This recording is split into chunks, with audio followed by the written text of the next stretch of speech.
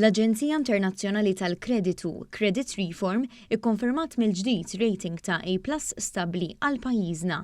Dan huwa l-aqwa rating li qatt ingħatat Malta minn din l-Aġenzija. Fost raġunijiet li nataw għal din id-deċiżjoni, Credit Reform sostniet li pajjiżna kellu tkabbir ekonomiku qawwi, tant li kwotat statistika tal-Fond Monetarju Internazzjonali li turi kif bejn l-2021 u s-sena l-oħra il-ġid nazzjonali ras għal ras tieb b'aktar minn 13% li jfisser l-ogħla tkabbir fost il-pajjiżi kollha b'rating ta' A u aktar. Skont Credit Reform kawża ewlenija ta' dan it-tkabbir kienet id-deċiżjoni tal-Gvern li jżomm il-prezzijiet tal-enerġija stabbli.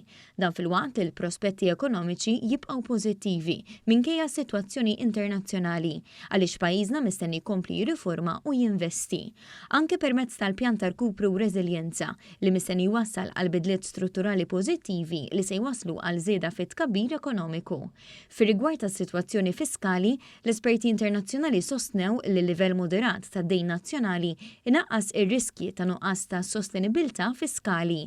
Il-livell ta' dejn mhux mistenni jiżdied b'mod sinifikanti minkejja d-deficit u l-għajnuniet li qed jagħti l-Gvern Malti. L-esperti ta' Credit Reform kellhom kliem ta' tifħir għall-ekonomija Maltija, tant li sostnew li pajjiżna għandu a strong macroeconomic profile with high and rising per capita income levels and a favorable digital ecosystem. Ir-rapport jinnota kemm pajjiżna għandu settur tas-servizzi li qed jiddiversifika dejjem aktar. Barra minn hekk l-Aġenzija hija tal-opinjoni li sensiela ta' bidliet leġislattivi ser iwasslu biex Malta tkun post aħjar fejn ikollok negozju.